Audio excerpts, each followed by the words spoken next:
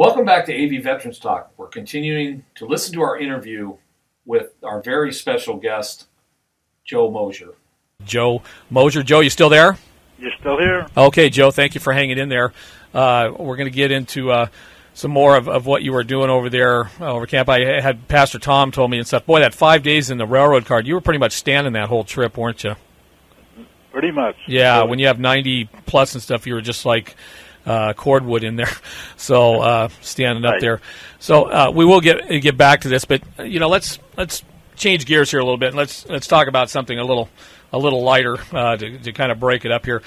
You were a P-38 pilot. You're from Oregon, if I'm correct, or no? You were Washington State. You came from? I'm born and raised here. Yeah, in Washington State.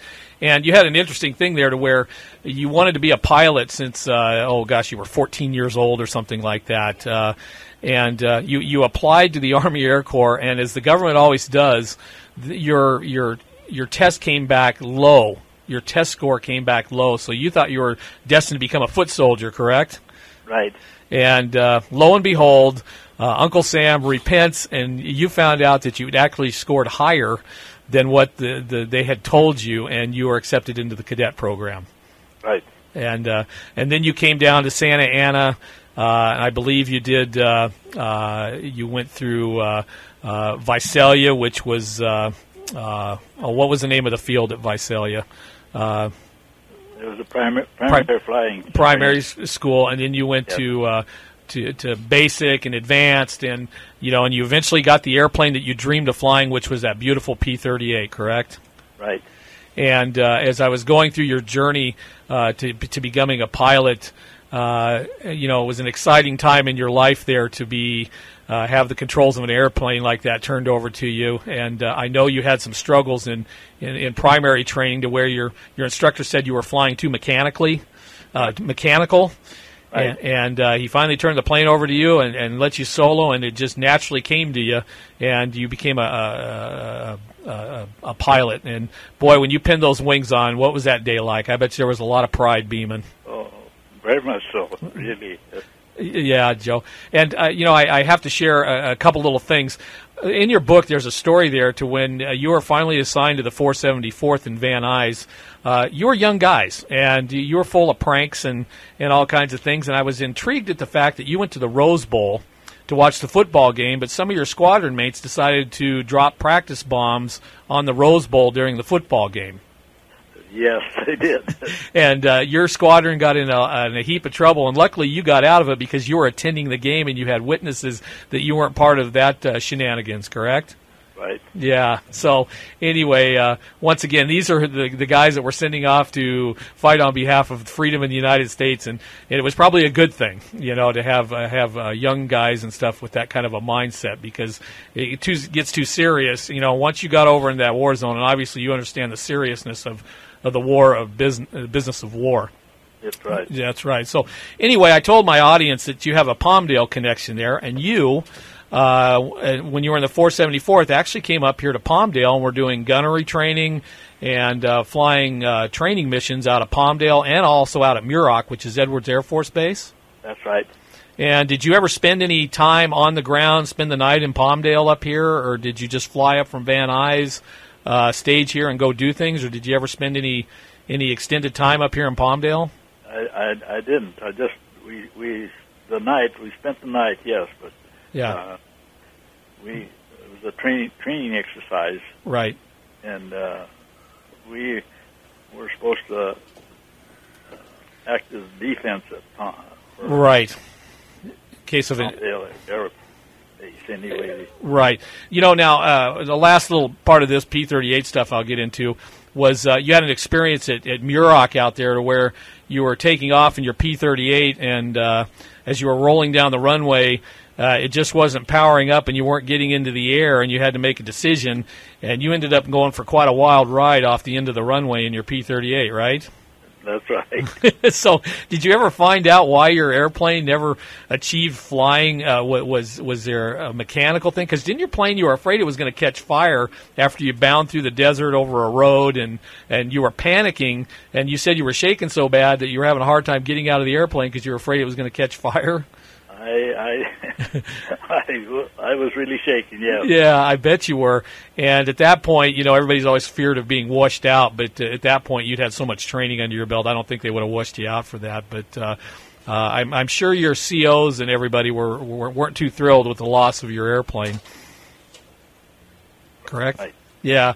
So anyway, so let's go back to Europe there, and you're flying your mission that day. And how many missions had you flown up to this point when your number finally came up?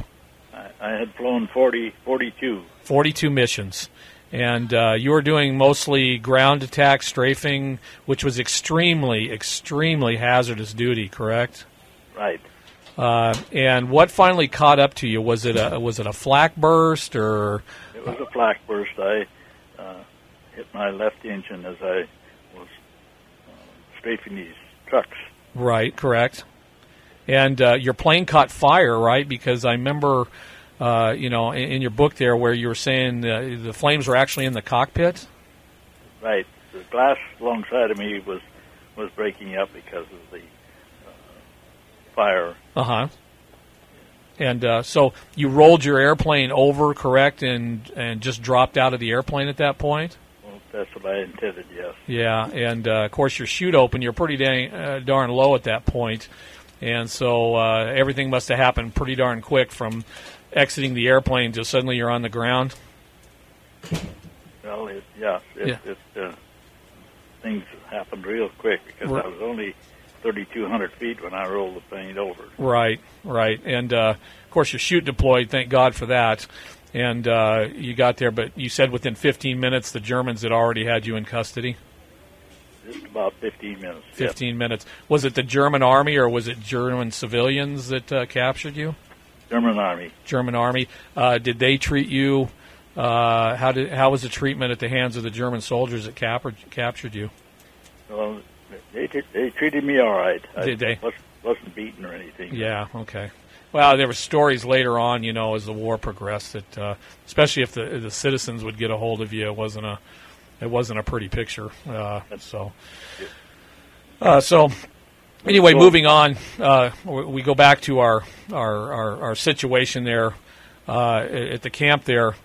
Now, Buchenwald was notorious for Nazi experimentation and things like that, and you had a situation where they were injecting you with something to see reactions to how a human would react to something. Is that correct? That's right. They excuse me. They gave me 3 shots in the chest. Uh-huh. Yeah, but never told us what it was for. Yeah. Did you have any adverse reaction to it, or was it? No, I don't. Nothing that I. Mm-hmm. Just nothing reacted to me. Right. Anyway. But except that the needle broke in my chest. Oh man! Well, that's enough. You can leave it right there. Everybody in the room here just suddenly cringed. So that's brutal enough. So, as you were progressing through this, and I have a friend, David Raymond. He was a POW over in Hanoi in Vietnam, and he was there for I believe 4 or 5 years. He was in Hanoi as a prisoner of war there. And I asked him, I said, what kept you going day after day? And he said, at the point in Hanoi with the Vietnamese, it was almost a game. That you had your survival, you had to turn it into a game. It was us against them, and you just would not let them have the satisfaction of knowing that they were going to beat you. What was your mindset on that? How did you get on from day to day? Well, it's something on the same order, really. You had to just forget about the conditions that you were in. Yes. And try and do the best you can. Yeah, I told you I don't harp on the war aspect. We don't. This radio show is not about promoting any type of thing and stuff. And like I told you earlier, war is a last resort, because death and destruction that it's wrought and stuff is not the way loving people and we in society and everything should have to live our lives there. And I know by your readings and stuff that you weren't one of these guys that reveled in the mission as far as killing and stuff, because you had a conscience, and it would bother you when other airmen would come to you and they would boast about their accomplishments of whatever. But you weren't of that ilk, were you? No, that didn't impress me at all. I didn't feel that was what we were after. Right. But, when it's all said and done, and of course, you were at a camp that brought home that your mission was just, that you were doing the work on behalf of, what I look back on that time as a higher authority, because you were in a camp and you were witnessing the ugliest side, and you put it into words to where it said it was almost like the German waste management program, and how they would deal with the waste of humanity by the indignity and the annihilation of people at a rate that just boggles. And I just don't think there's a lot of people in today's world that understands. And you were there firsthand, Joe. God dang, you were there firsthand, and you witnessed it. And I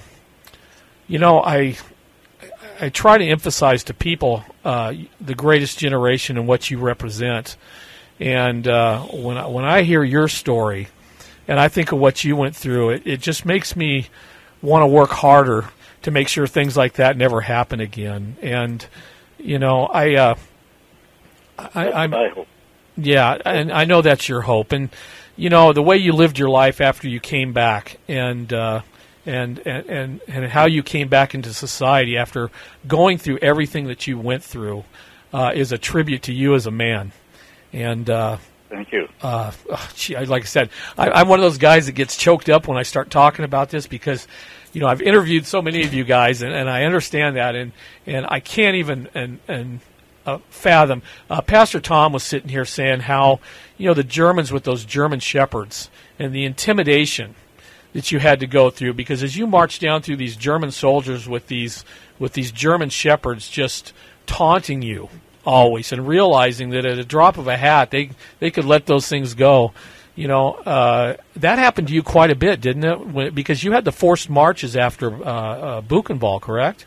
Right. And go ahead. Yeah. You realize that your life doesn't mean an awful lot.